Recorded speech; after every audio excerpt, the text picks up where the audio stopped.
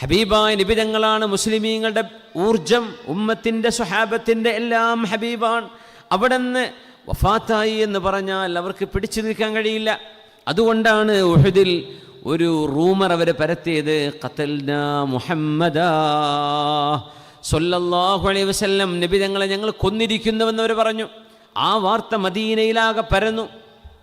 മദീനയിൽ നിന്ന് അൻസ്വാരിയത്തായ ഒരു പെണ്ണ് ഓടി വന്നിട്ടുണ്ട്. എവിടെയാണ് റസൂലുള്ളാഹി സ്വല്ലല്ലാഹു അലൈഹി വസല്ലം? സ്വഹാബിമാര് ചിന്നിച്ചിതറി ഓടിയൊരു രംഗമുണ്ട് ഉഹദിൽ. ഖാലിദ് ബിൻ വലീദ് റളിയല്ലാഹു അൻഹു കുതിരപ്പുറത്ത് ഒരു കവാലറിയുമായി ഒരു കാൽപ്പട സംഘവുമായി, കുതിര സംഘവുമായിട്ട് ബഹുമാനപ്പെട്ടവർ വന്ന് അറ്റാക്ക് ചെയ്തപ്പോഴാണ് ഉഹദിന് പരാജയമുണ്ടായത്. അപ്പോൾ എല്ലാവരും ചിന്നിച്ചിതറി ഓടി.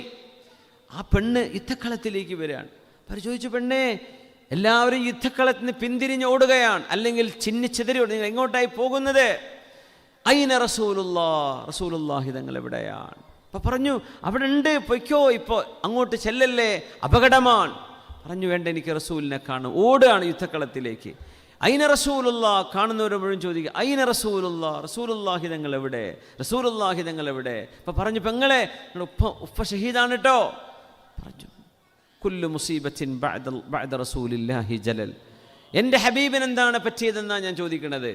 പെങ്ങളെ, നിങ്ങളുടെ ഭർത്താവ് ഷഹീദായിട്ടുണ്ട് കേട്ടോ, സഹോദരൻ ഷഹീദായിട്ടുണ്ട്, നിങ്ങളുടെ മകനും ഷഹീദാണ്, 4 പേര് ഷഹീദായിട്ടുണ്ട് ഈ സഹോദരിയുടെ. അപ്പോഴൊക്കെ പറഞ്ഞു, ഐന റസൂലുള്ളാഹ്, എനിക്ക് റസൂലുള്ളാഹിനെ കാണിച്ചു തരണം. റസൂലുള്ളാഹി തങ്ങൾ എവിടെ? അപ്പോൾ പറഞ്ഞു, ദാ അവിടെ നിൽക്കുന്നു, എനിക്ക് കാണണം, അങ്ങോട്ട് പൊയ്ക്കോ എന്ന് പറഞ്ഞു. അവിടെ ചെന്നു ഹബീബായ നബി തങ്ങളെ കണ്ടു. കണ്ണ് നിറയെ കണ്ട് പൊട്ടിക്കരഞ്ഞുകൊണ്ട് പറഞ്ഞു, യാ റസൂലല്ലാഹ്, കുല്ലു മുസീബത്തിൻ ബഅദക ജലൽ.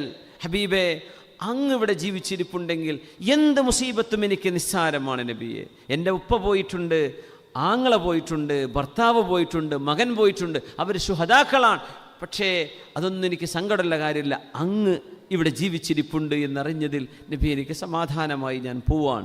കണ്ണ് നിറഞ്ഞ് ഹബീബിനെ കണ്ട് തിരിച്ചുപോയ ആ ഒരു അൻസ്വാരിയത്തായൊരു പെണ്ണിൻ്റെ കൽബിൽ കയറിയ മഹബത്തിൻ്റെ ധാര എത്രയാണ് ആലോചിച്ച് നോക്കുന്നത്.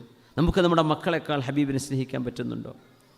നമ്മുടെ മാതാപിതാക്കളെക്കാൾ, നമ്മുടെ ജോലിയേക്കാൾ, നമ്മുടെ മറ്റെന്തിനേക്കാളും പുണ്യ നബിയെ സ്നേഹിക്കാൻ നമുക്ക് പറ്റുന്നില്ലെങ്കിൽ നമ്മുടെ കാര്യം വിഷമമാണ്.